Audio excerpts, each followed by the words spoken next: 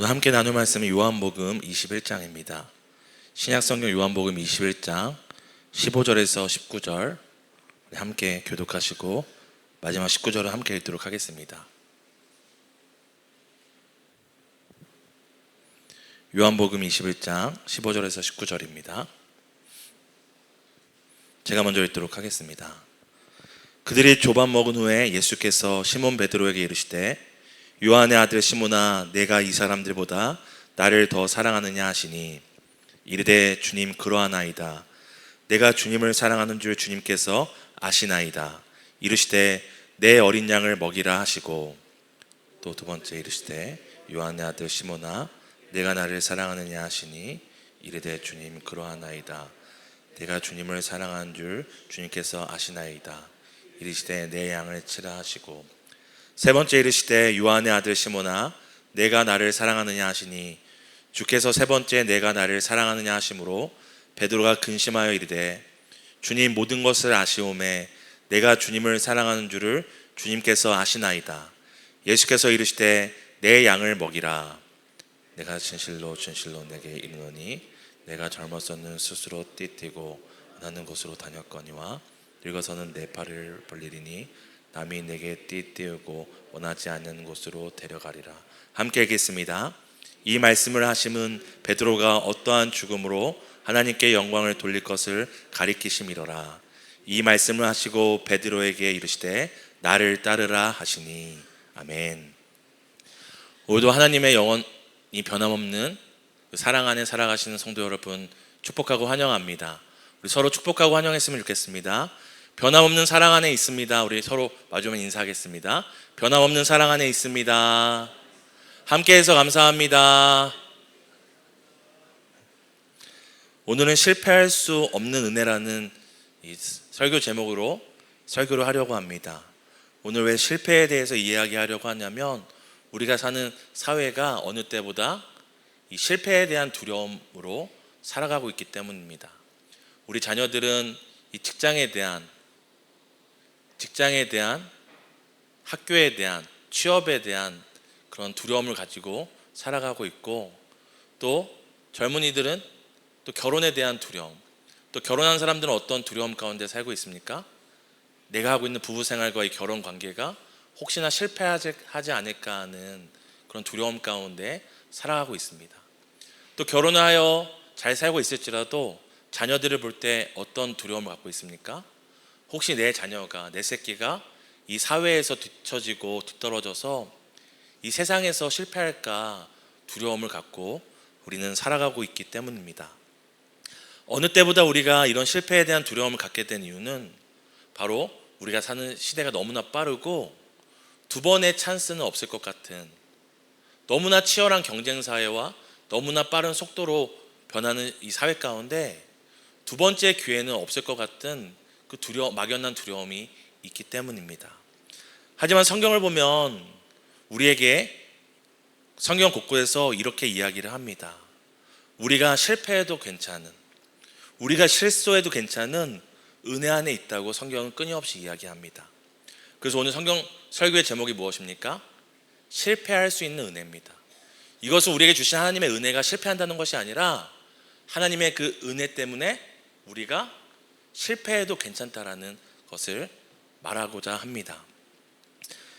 사랑하는 성도 여러분, 우리는 실패할 수 있어도 하나님은 결코 실패하지 않는 은혜 안에 있음을 믿으십니까? 오늘 우리가 실패할 수 있는 이유, 실수할 수 있는 이유, 영원히 실패하지 않는 그 하나님의 은혜가 어떤 것인지를 오늘 본문을 통해서 함께 살펴보도록 하겠습니다. 오늘 본문을 보면은 바로 본문의 배경은 이와 같습니다. 예수님께서 모든 믿는 자들을 위해 십자가에 죽으시고 다시 부활하신 후 제자들에게 세 번째 나타난 때를 기록하고 있습니다. 우리 요한복음 21장 14절을 함께 읽겠습니다. 이것은 예수께서 세 번째로 제자들에게 나타나신 것이라. 성경은 예수님께서 제자들에게 세 번째 찾아오셨다고 이야기를 합니다. 그렇게 예수님을 믿고 죽기까지 함께 하겠다던 제자들이 예수님이 잡히시던 그 밤에 한 명도 빠짐없이 도망쳤고 또 예수님께서 십자가에 죽으셨을 때 누구 한 명도 나서서 내가 예수님과 함께 죽겠다고 말하지 못했던 자신들의 모습이 너무 부끄러웠던 제자들이었습니다. 그래서 예수님께서 첫 번째도 찾아오시고 두 번째도 찾아오셨지만 누구도 예수님을 다시 쫓겠다고 먼저 나서지 않고 오늘 세 번째 예수님이 찾아가기까지 다른 동네로 도망치는 제자들의 모습을 볼 수 있습니다. 그래서 예수님께서 지금 제자들을 찾아가시는 이 첫 번째, 두 번째, 세 번째 장면을 보면 굉장히 재미있는 것이 있는데요. 첫 번째도 제자들이 문을 닫고 숨어 있었다고 얘기하고 두 번째도 문을 닫고 숨어 있었다고 얘기합니다. 그리고 세 번째는 문을 닫아도 자꾸 예수님이 찾아오니까 어떻게 합니까? 이제 다른 지역까지 멀리 도망가 오늘 물고기를 낚고 있었습니다. 그런데 그렇게 세 번째 제자들이 찾아오신 예수님은 그 제자들을 위해 첫 번째 행하신 일이 무엇이냐면 바로 식사 자리를 준비하셨습니다. 우리 요한복음 21장 9절과 13절을 함께 읽겠습니다. 육지에 올라보니 숯불이 있는데 그 위에 생선이 놓였고 떡도 있더라. 예수께서 가셔서 떡을 가져다가 그들에게 주시고 생선도 그와 같이 하시니라. 세 번째 제자들을 찾아온 예수께서 하신 일은 무엇이냐면 야 너희도 참 징하다. 이렇게까지 내가 찾아다녀야겠냐. 야 내가 너희들이 어떤 놈인지 내가 다 드러내려고 이렇게 여기까지 쫓아왔다 말하지 않으시고 조용히 식사를 차려주십니다. 오늘 아침 기도회 때도 말씀드렸지만 성경에서 식사는 그저 밥을 먹고 배부른 것이 식사가 아니라 성경에서 식사는 여전히 너와 나는 식구다. 한 가족이다. 여전히 너는 나와 함께 먹고 마시며 교제하는 대상임을 나타내는 것이 바로 식사였습니다. 오늘 예수님께서 세 번이나 숨고 도망치는 제자들을 끝까지 찾아오셔서 오늘 밥을 차려주시는 이유가 무엇입니까? 여전히 너희는 내 사람이다. 여전히 너희는 나와 함께 은혜의 떡을 먹고 생명의 양식을 나눠야 될 내 식구, 내 자녀라고 보여주는 것입니다. 그렇게 제자들이 예수께서 주시는 떡과 생선을 먹고 식사를 마친 그때에 우리가 잘 아는 것처럼 예수님께서 베드로에게 세 번의 질문을 하십니다. 우리 요한복음 21장 15절을 함께 읽겠습니다. 그들이 조반 먹은 후에 예수께서 시몬 베드로에게 이르되 요한의 아들 시몬아 내가 이 사람들보다 나를 더 사랑하느냐 하시니 주님 그러하나이다. 내가 주님을 사랑한 줄 주님께서 아시나이다. 이르시되 내 어린 양을 먹이라 하시고 예수님이 세 번 베드로에게 질문을 하시는데요. 그 질문은 굉장히 간단합니다. 너가 나를 사랑하냐라는 질문이었습니다. 그러자 베드로가 세 번 대답을 합니다. 주님, 그렇습니다. 내가 주님을 사랑한 줄 주님께서 아십니다라고 말합니다. 그러자 예수께서 내 양을 먹이라라고 말씀하시죠. 우리가 잘 아는 것처럼 예수께서 베드로에게 너가 나를 사랑하냐 질문이 세 번 반복되고 베드로는 세 번 네 그렇습니다라고 대답을 합니다. 근데 여기서 우리가 주목해야 할 내용이 있습니다. 베드로가 예수께서 질문하실 때 너가 나 사랑하니? 뭐라고 대답하면 됩니까? 네 사랑합니다라고 대답하면 됩니다. 근데 오늘 네 사랑합니다라고 대답하지 않고 우리 한국어 개역개정 성경에 보면은 사랑합니다라고 끝나지 않고 마지막에 뭐라고 끝납니까? 주님께서 아십니다라고 끝납니다. 여기뿐만 아니라 15절, 16절, 17절을 보면은 똑같이 베드로가 대답할 때마다 네 주님 사랑합니다. 주님이 아십니다라고 이야기합니다. 우리 요한복음 21장 16절을 함께 읽어볼까요? 또 두 번째 이르시되 요한의 아들 시몬아 내가 나를 사랑하느냐 하시니 이르되 주님 그러하나이다. 내가 주님을 사랑하는 줄 주님께서 아시나이다. 이르시되 내 양을 치라 하시고. 그렇죠? 예수께서 너가 나 사랑하니? 네 사랑합니다. 끝나면 되는데 사랑합니다. 주님이 아십니다라고 이야기를 합니다. 근데 사실 원문을 보면은 베드로가 우리 한글 성경에는 주님을 사랑합니다. 주님이 아십니다라고 얘기하지만 이 원문 성경에 보면은 주님이 아십니다가 먼저 나옵니다. 예수께서 베드로에게 너가 나를 사랑하냐 묻자 베드로가 주님이 아십니다. 내가 주님을 사랑하는 줄이라고 이야기를 합니다. 베드로는 사랑하는 예수님의 물음에 사랑한다는 말 대신에 먼저 주님 아시잖아요. 주님 아시잖아요 라고 대답을 합니다. 그럼 도대체 베드로가 그냥 사랑합니다라고 끝나면 될 이야기를 왜 주님 아시잖아요. 사랑합니다. 주님 아시잖아요. 사랑합니다. 그리고 21장 17절에 어떻게 대답합니까? 함께 21장 17절 읽겠습니다. 주께서 세 번째 내가 나를 사랑하느냐 하심으로 베드로가 근심하여 이르되 주님 모든 것을 아시오매 내가 주님을 사랑하는 줄을 주님께서 아시나이다. 내 양을 먹이라. 베드로가 세 번째 대답도 주님 아시지 않습니까? 모든 것을 아시지 않습니까? 라고 대답을 합니다. 그런데 베드로가 도대체 예수님께 주님 알잖아요. 주님 알잖아요. 왜 알잖아요? 라고 자꾸 똑같이 대답하는 것일까요?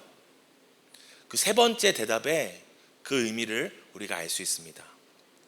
앞서 첫 번째, 두 번째의 주님 아시자요라는 이 안다라는 헬라어는 직관적으로 답하는 것을 의미합니다. 그래서 우리가 배우자한테 나 사랑해? 그러면 고민하는 순간 끝나는 거잖아요. 사랑해 하는 순간 바로 직관적으로 사랑하지. 이게 바로 직관적인 대답이죠. 근데 세 번째 베드로가 주님 모든 것을 아십니다 하며 주님께서 아십니다는 그 마지막 헬라어를 다르게 씁니다. 앞서 세 번은 똑같이 주님 알잖아요 하다가 마지막에 세 번째 이 주님, 이 마지막 나오는 파란색 주님께서 아시나이다 하는 이 헬라어는 이 경험적인 알을 의미하는 겁니다. 그러니까 베드로가 처음에 예수께서 너 사랑하니 하니 아시잖아요 대답하다 세 번째 묻자 어떻게 얘기합니까? 주님 모든 거 아시죠? 주님이 나 경험해봤잖아요. 주님이 나를 아시는데 그냥 아는 것이 아니라 주님이 제가 어떻게 주님 사랑하는지 경험하셨잖아요 라고, 제가 어떤 사람인지 아시잖아요 라고 대답을 하고 있는 것입니다. 우리가 흔히 배우자와 관계에서 여보 사랑해 하면 사랑해 대답할 수 있죠. 여보 사랑해 하면 사랑해 대답할 수 있죠. 생각하는 순간 큰일 나는 거죠. 근데 갑자기 아내가 묻습니다. 여보, 지난 시간들 여보가 나한테 했던 행동들 보면서 여보 나 사랑해? 그러면 바로 즉답하실 수 있나요?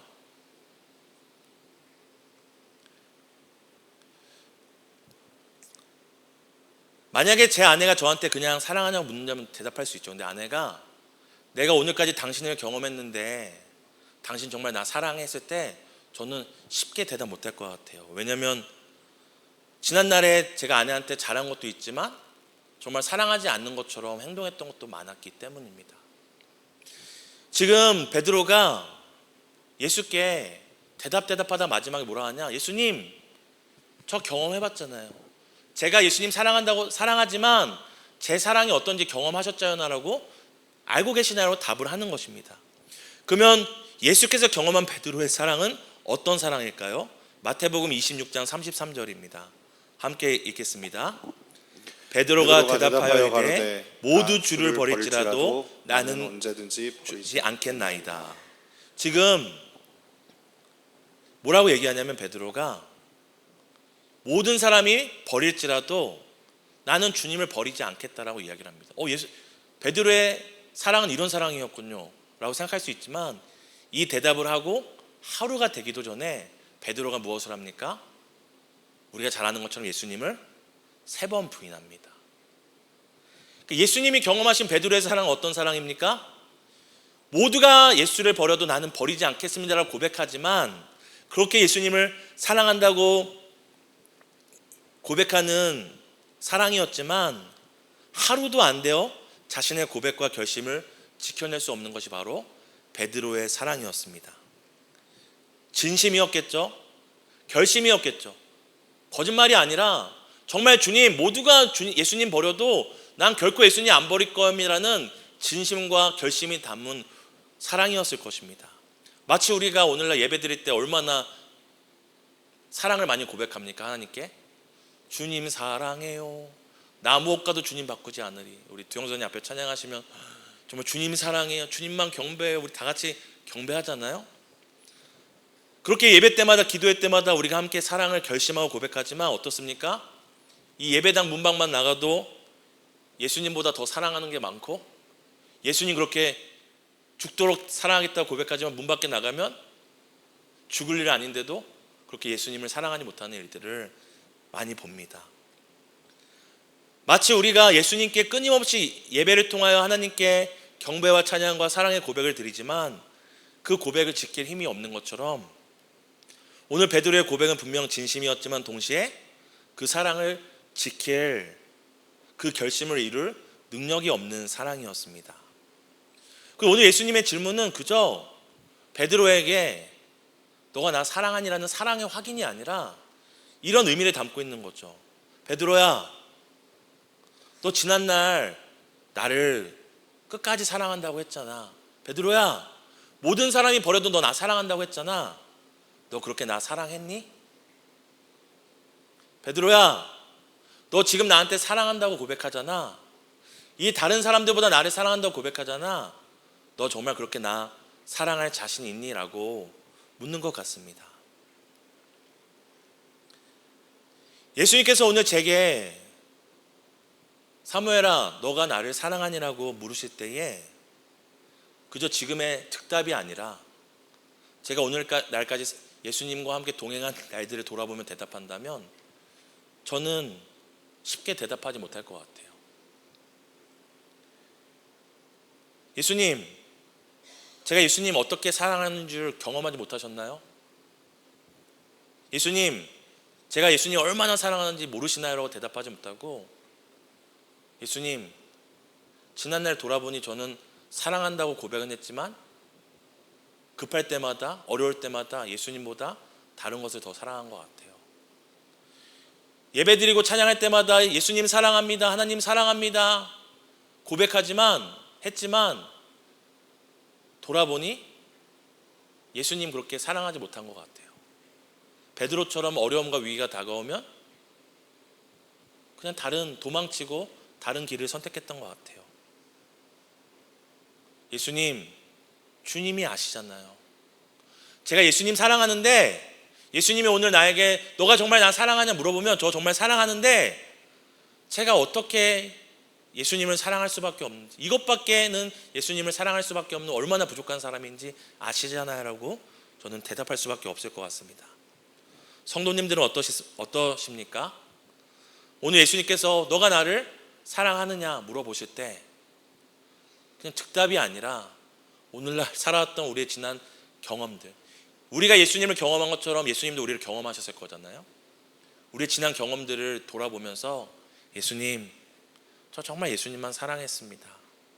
예수님 아시죠? 제가 얼마나 예수님만 붙잡고 예수님만 바라보며 사랑했는지라고 대답할 수 있으신가요? 아니면 베드로와 같이 예수님 아시잖아요. 제가 그렇게 고백했지만 저는 그 고백도 지킬 수 없는 그런 사람입니다라고 대답하시겠습니까? 오늘 베드로 자신도 알고 베드로는 자신이 드릴 수 있는 그 사랑의 한계도 알았기에 그저 예수님 사랑합니다라고 얘기하는 것이 아니라 주님 아시잖아요. 저는 주님 사랑합니다. 주님 아시잖아요. 저는 주님 사랑합니다. 주님 모든 것 다 아시잖아요. 주님이 저를 경험하셨잖아요. 제가 어떤 사람인지.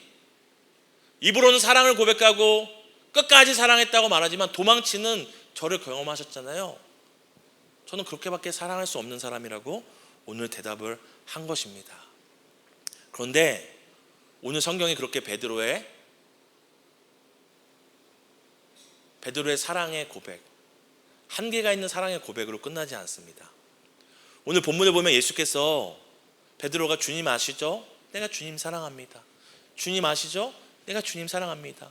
주님 아시죠? 모든 것을 아시죠? 내가 이것밖에는 주님을 사랑할 수 없습니다라고 대답할 때마다 예수님께서 베드로에게 답해 주시는 것이 있습니다. 우리 21장 15절, 16절, 17절에 동일하게 나오는데요.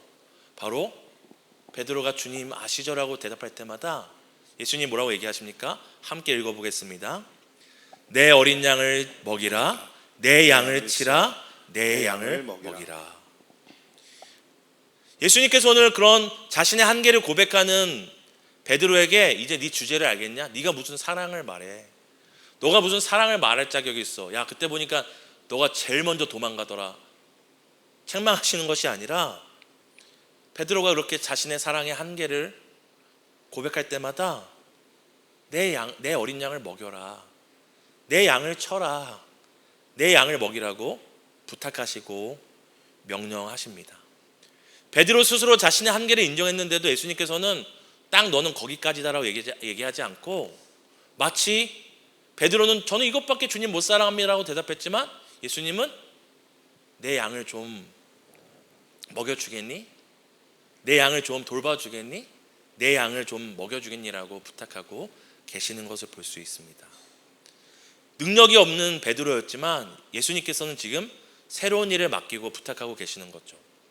이전에도 예수님께서는 베드로에게 놀라운 약속을 하신 적이 있습니다. 우리 마태복음 16장 18절을 함께 읽도록 하겠습니다. 또 내가 내게 이르노니 너는 베드로라. 내가 이 반석 위에 내 교회를 세우리니 음부의 권세가 이기지 못하리라. 마태복음 16장에 보면 예수님께서 베드로에게 물어봅니다. 그 가장 화려한 가이사랴 빌립보에서 사람들이 나를 뭐라고 부르냐? 사람들이 나를 뭐라고 부르냐 얘기하자 베드로가 어떤 사람은 선지자요 엘리야라고 하지만 저에게 예수 당신은 그리스도요 살아계신 하나님의 아들이라는 믿음의 고백을 합니다. 이 멋진 고백 위에 예수님께서 내가 이 믿음의 고백의 반석 위에 내 교회를 세우리니 음부의 권세가 이기지 못할 것이라고 이야기를 합니다.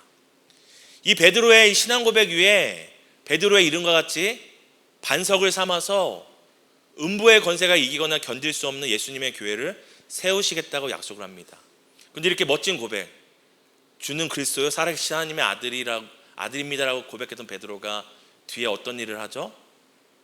바로 오늘 본문과 같이 지난날 예수님께 수많은 고백들을 지키며 살아가는데 실패했고 예수님 앞에 예수님 저는 이것밖에 되지 않습니다. 예수님 저는 이것밖에 예수님을 사랑할 수 없습니다라고 이야기하는 모습을 보고 있습니다. 성도님, 우리가 우리 자녀들에게 뭔가를 해주고 싶어도 자녀들이 정말 그 실력이 안 되고 능력이 안 되면 어떡하죠? 할 수 없죠. 우리 자녀가 서울대에 갈 수 있는 실력이 아닌데 내가 아무리 뭘 해준들 소용이 없는 것이죠. 지금 베드로는 실력이 없습니다. 능력이 없습니다. 예수께서 마태복음 16장 18절에 약속한 것처럼 내가 이 반석 위에 내 교회를 세울 만한 그 믿음의 고백, 그 고백을 지켜나갈 실력과 능력이 없는 사람입니다. 그런데 오늘 마태복음 16장에서 예수님께서 내 교회를 세우리니 라고 얘기했던 것처럼 오늘 그렇게 베드로에게 뭐라고 3번 부탁하십니까? 내 어린 양, 내 양을 먹이고 치고 먹이라고 이야기를 합니다. 베드로는 분명 실패했고 베드로의 고백 위에 내 교회를 세우시겠다는 약속도 받았지만 그렇게 도망치고 얼마나 자신의 사랑에 보잘것없는지를 알았던 베드로였음에도 오늘 예수님은 뭐라고 합니까? 그래 너는 안 되겠다. 너는 그냥 저기 마구간에 있는 양이나 치고 저기 옆집 사람 양이나 치고 저기 김씨네 집이나 지어라 얘기하지 않고 마치 내 교회를 세우겠다는 약속을 이어가는 것처럼 내 양을 맡기겠다고 말씀하십니다. 마치 여전히 베드로를 향한 계획은 조금도 달라진 것이 없다는 듯이 말씀하시며 예수님께서 귀한 교회와 성도를 베드로에게 부탁하고 계시는 것입니다. 분명 우리가 앞서 살핀 것처럼 베드로는 그 고백도 결심은 실패했음에도 왜 예수님은 실패한 베드로에게, 그것밖에 되지 않는 베드로에게 자신의 양을 맡기시고 자신의 교회를 맡기시는 이유가 무엇일까요?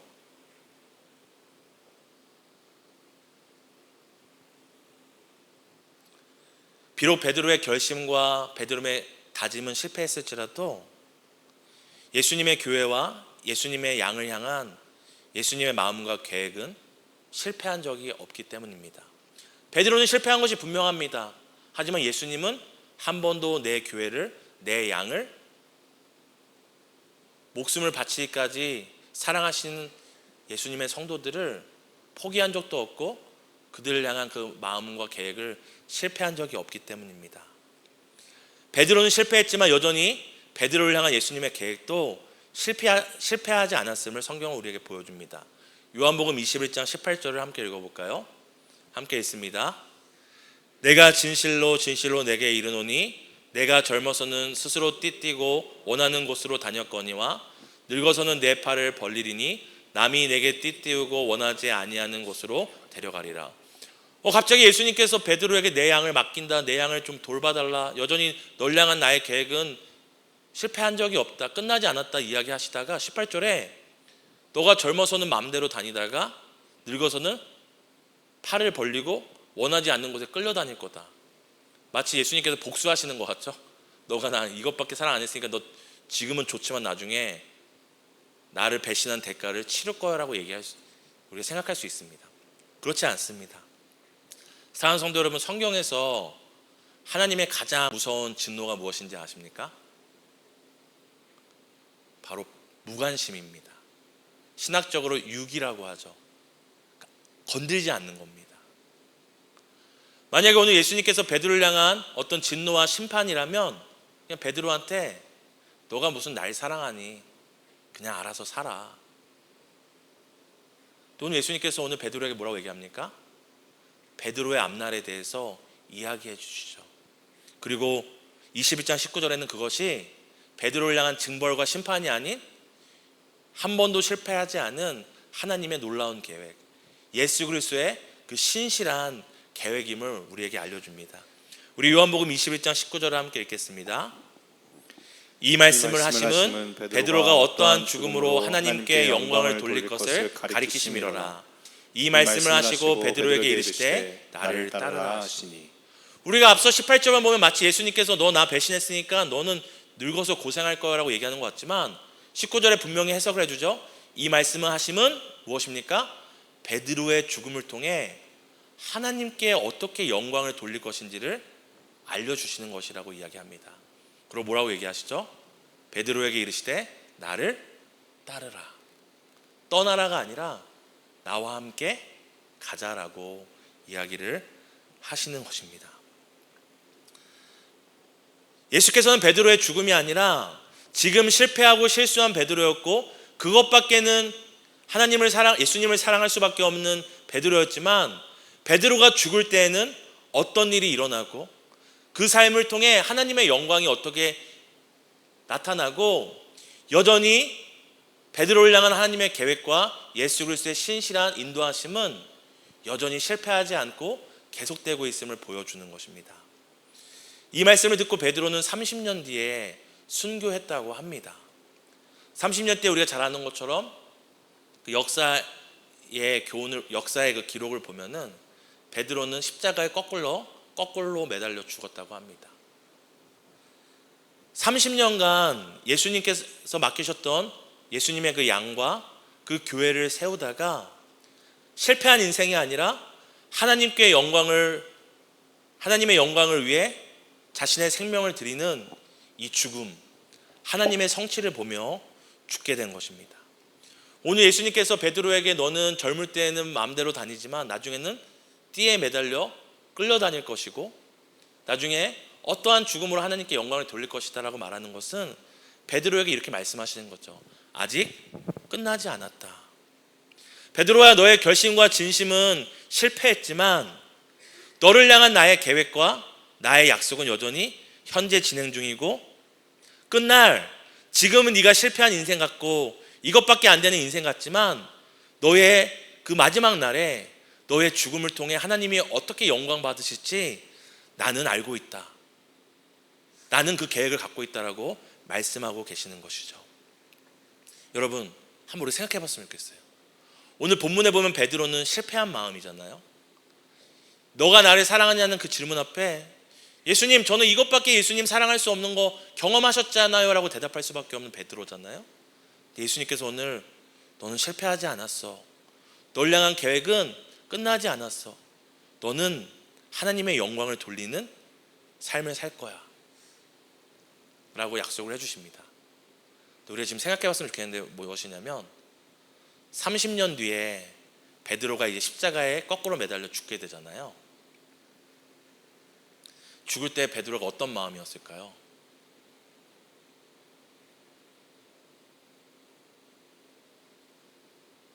(30년) 전 예수님께서 하셨던 말씀이 자신이 지금 고통스럽게 죽어가지만 정말로 이루어진 거를 그 십자가에서 느낄 때 베드로의 마음이 어땠을까요? 아니, 하나님 죽음으로 영광을 돌린다고 하더니 이게 뭐예요? 이게 고통스럽게 뭐예요? 라고 저는 하지 않았을 것 같아요. 분명히 그 십자가의 고통은 컸겠지만 30년 전 자신에게 했던 예수님의 그 약속과 계획이 자신의 죽음을 통해 온전히 실현되는 것을 보면서 예수님의 계획이 실패하지 않았다. 날 향한 예수님의 계획이 오늘 이 죽음으로 완성되는구나. 30년 전 나는 예수님 앞에 나의 고백과 결심은 실패했지만 30년 전 너를 통해 내 교회를 세울 것이고 너를 통해 내 양을 돌볼 것이고 너의 죽음을 통해 하나님이 영광 받으실 거라고 말씀하셨던 예수님의 신실한 약속과 계획은 내 삶에 온전히 완성되었구나라고 고백하면서 저는 고통 가운데 그 감격을 누리며 예수님 감사합니다. 당신의 말씀이 내 삶에 모두 이루어졌습니다. 나는 비록 십자가에 거꾸로 매달려 죽지만 나의 이 거꾸로 죽는 것이 하나님의 계획이고 예수님의 계획이라면 가장 완전하고 완벽한 나의 인생의 마지막 모습이다라고 고백하며 그렇게 생을 마쳤을 거라고 생각됩니다. 앞서 말씀드린 것처럼 오늘을 사는 우리 모두가 가진 두려움은 바로 이 실패에 대한 두려움입니다. 얼마나 믿는 우리도 많이 실패합니까? 얼마나 많이 실수합니까?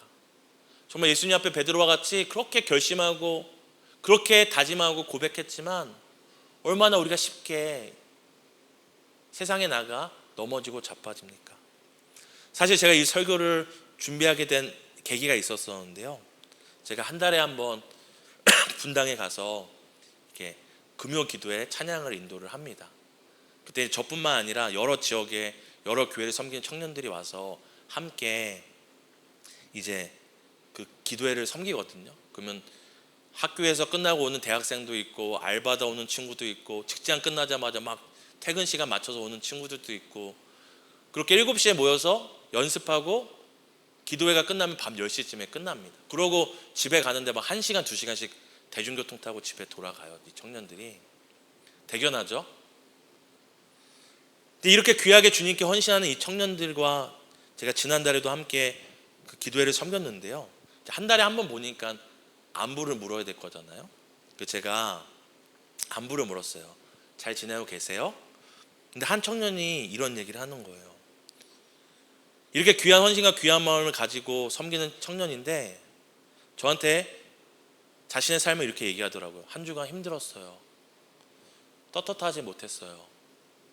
너무 어려웠어요. 또 넘어지고 넘어져서 많이 지쳤어요. 늦은 시간에 쉴 수 있는 시간에도 쉬는 것을 마다하고 달려와 하나님을 예배하고 교회를 섬긴 청년의 고백을 들을 때 저는 한편으로 제 모습 같았고 제 고백 같았습니다. 근데 신기한 것은 제가 이 청년을 만났는데 이제 우리 그 기도 모임에 섬김이 중에 한 명이 못 나와서 제가 다음날 이렇게 카톡을 남겼거든요. 잘 지내냐고, 무슨 일 있어서 못 왔냐고. 며칠 있다가 연락이 온 거예요. 근데 다른 청년인데 똑같은 얘기를 하는 거예요. 그냥 그렇게 살고 있다고. 또 무너지고 넘어지고 또 쓰러지고 그래서 그냥 일어나지 말까 생각 드는데 다시 한번 정신 차리고 한번 또 살아봐야지 하면서 그냥 살고 있다고. 근데 그 기도회 때 만난 청년, 그리고 그 카톡으로 대화했던 청년에게 하나님께서 저한테 주시는 마음이 똑같았어요. 뭐냐면 실패해도 괜찮다라는 거였습니다. 실수해도 괜찮다 하는 것이었습니다.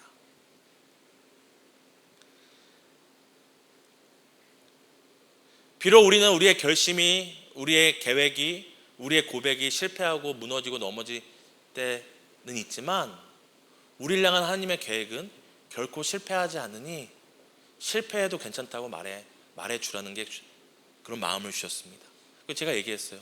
사랑하는 누구 청년, 우리는 실패할 수 있는 은혜 가운데 있어요. 왜냐하면 하나님의 은혜가 너무나 변함없고 완벽하기에 우리 좀 실패해도 괜찮아요. 실수해도 괜찮아요. 왜냐하면 하나님의 은혜는 실패하지 않기 때문에. 우리를 향한 하나님의 계획이 우리의 실패와 실수처럼, 베드로의 실패와 실수가 있었음에도 그 십자가에서 베드로에게 하나님의 영광 돌리는 그 마지막을 완성하셨던 것처럼 우리를 향한 하나님의 그 계획과 우리를 향한 그 인도하심은 결코 실패하지 않으니 실패해도 괜찮아요. 실수해도 괜찮아요. 좀 돌아가도 괜찮아요. 우리는 실패할 수 있는 은혜 안에 있는 사람들입니다. 왜냐하면 하나님은 실패하지 않는 은혜를 우리에게 주시는 분이기 때문입니다. 사랑하는 성도 여러분, 오늘날 앞서 말씀드린 것처럼 이 청년들뿐만 아니라 우리도 그 실패에 대한 두려움으로 살고 있지 않습니까? 우리 사랑하는 주변의 성도님들이 자녀의 실패, 학업의 실패, 부부관계의 실패, 관계의 실패에 대한 두려움으로 살아가고 있지 않습니까? 그런 모든 사람들에게 괜찮습니다. 실패해도 실수해도 괜찮습니다. 우리는 실패할 수 있는 은혜, 우리를 향한 은혜가 결코 실패할 수 없기에 우리는 실패해도 괜찮은 은혜 안에 있는 사람들입니다라고 말해줄 수 있는 곳이 어디입니까? 바로 교회입니다. 우리가 오늘도 실패로 두려워하는 이 세상을 향하여, 사람들을 향하여 그 실패가 당신의 인생을 좌우하지 못하고 영원히 변함없는 실패하지 않는 하나님의 은혜가 우리를 향한 그 뜻과 계획을 반드시 이루심을 우리가 전하며 위로하고 소망을 주는 우리 복된 교회 공동체 되기를 예수님의 이름으로 축복합니다. 우리 함께 실패할 수 있는 은혜를 주신 하나님의 그 은혜를 기억하며 좀 우리가 힘차게 찬양하고 또 함께 기도했으면 좋겠습니다. 우리가 말씀을 기억하며 함께 박수 치면서 믿음으로 함께 선포하며 또 찬양하고 기도하겠습니다.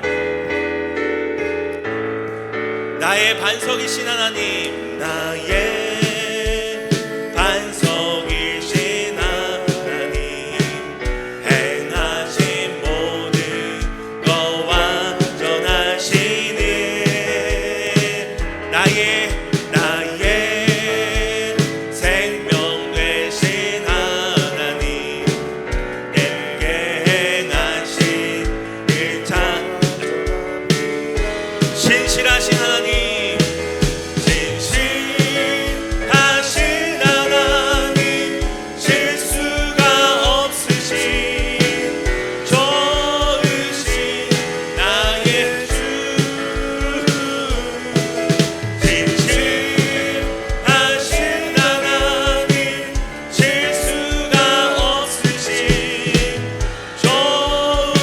변함없는 실패하지 않는 주님의 은혜를 다시 한번 찬양합니다. 나의 반석이신 하나님, 행하신 모든 것 완전하시네. 나의 생명 되신 하나님, 내게 행하신 하나님은 결코 실패하지 않으십니다. 신실하신 하나님, 신실하신 하나님, 실수가 없으신 좋으신 나의 주,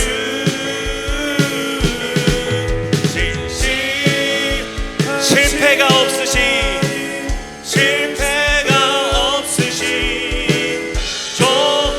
우리가 그 은혜 안에 있습니다. 신실하신 하나님, 실수가 없으신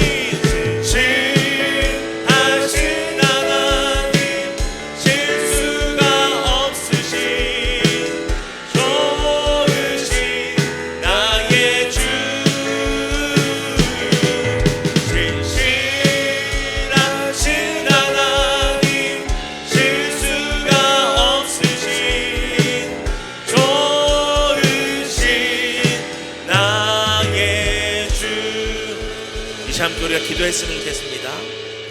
사랑하는 성도 여러분, 우리가 얼마나 많이 실패하고 실수하는 사람들입니까? 예수님께도 그렇게 수많은 찬양들과 고백들을 드렸지만 하루조차 넘기기 힘든 우리의 한계를 고백합니다. 이 시간에 고백할 때 우리의 실수와 실패에 할 수밖에 없는 우리의 한계를 고백하며, 그럼에도 이 실수와 실패가 내 인생을 좌주하지 않고 우리를 통해 나타나실 그 하나님의 영광과 계획 안에 있음을, 계획이 변치 않음을 우리가 믿고 나아가게 해달라고 우리가 함께 기도했으면 좋겠습니다. 이 시간 함께 기도합니다. 하나님,